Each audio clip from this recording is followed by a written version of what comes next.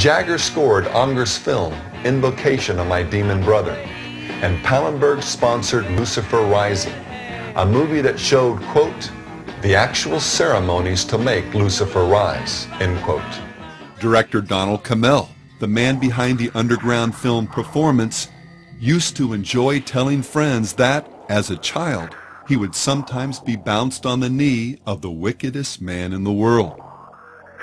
Significantly, the film starred the Stones' Mick Jagger and Anita Pallenberg, and explored nihilism and insanity through the metaphor of rock and roll. The only performance that makes it, that really makes it, that makes it all the way, is the one that achieved madness, right?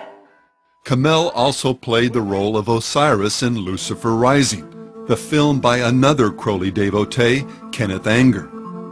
Anger directed and produced a number of occult films that utilized the talents of rockers Marian Faithfull, Mick Jagger, Jimmy Page, and Bobby Beausoleil, another Crowleyite who was later convicted of murder in relation to the Manson cult. The various occult streams that had been percolating beneath the surface of the popular culture erupted in an off-Broadway play entitled Hair. Moving quickly onto Broadway, Hair was nominated for 2 Tony Awards, ran for almost 2,000 performances, spawned the hit song Aquarius, and was finally made into a movie by Oscar-winning director Milos Forman.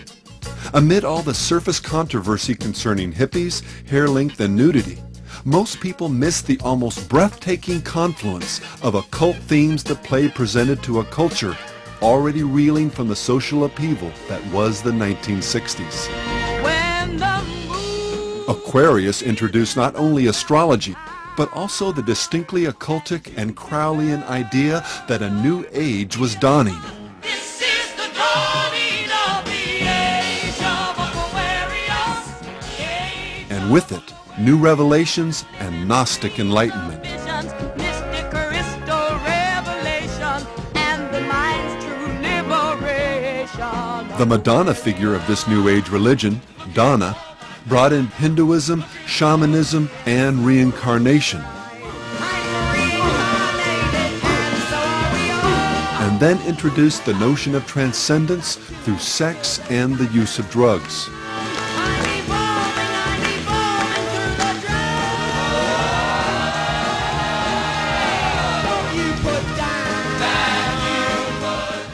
The drug theme was further developed in Hashish.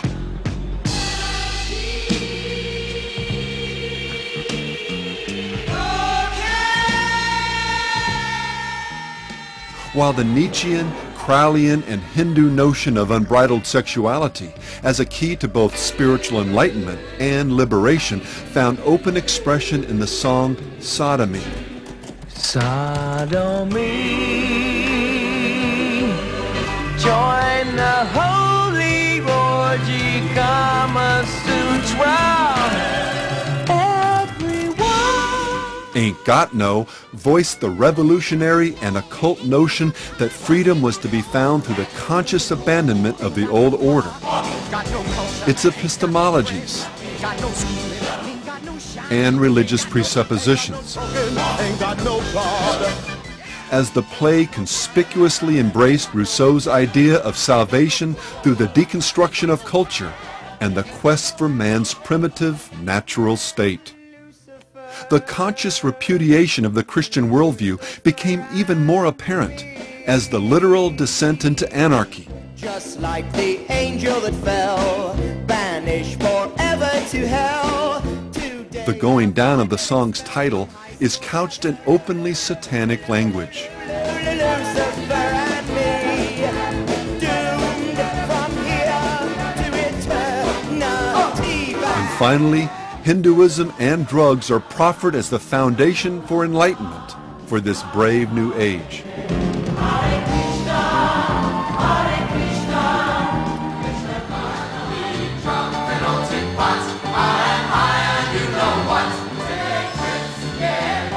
Aleister Crowley would have been proud.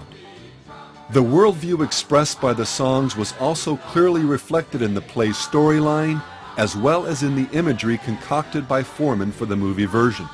In a key scene, the main character, a sort of archetypal everyman, who is, along with the audience, being inaugurated into these Dionysian mysteries, is tripping on LSD. He hallucinates his marriage to his female counterpart, a young all-American woman who is also being introduced to the supposed joys of paganism. Significantly, the marriage begins along conventional Christian lines, but then rapidly transforms into Hinduism with progressively satanic overtones. By the end, both are symbolically reborn, leaving behind the church and walking boldly into the world envisioned by Nietzsche, Crowley, and Leary. Much of America was soon to follow.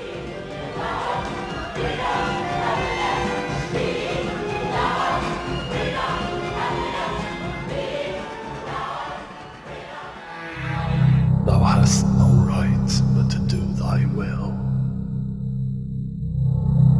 Do that, and no other shall say nay.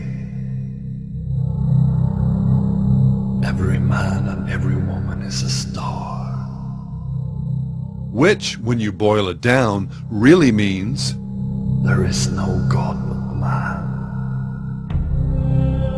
This is not to say literally that there's no God. Satan knows there is, as do all men, if but just deep in their hearts. The crux of Crowley's demonic creed was just that each individual has no higher authority than their own will, that we are free to live life as we please.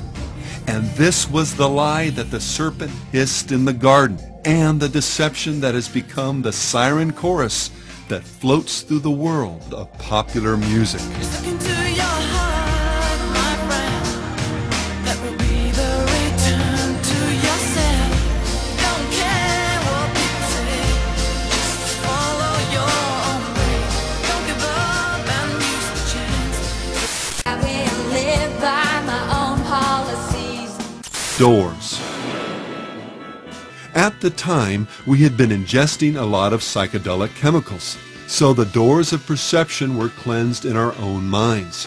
And we saw the music as a vehicle to, in a sense, become proselytizers of a new religion, a religion of self, of each man as God. That was the original idea behind in harmony together. It's like a pagan. It's like some sort of a mystical Christ. The release of the Kundalini power expanding in your body and curling and coiling upwards. The Aquarian age, in which we'll finally begin to merge all the religions and sciences and arts and whatnot, and we'll all realize that we are gods.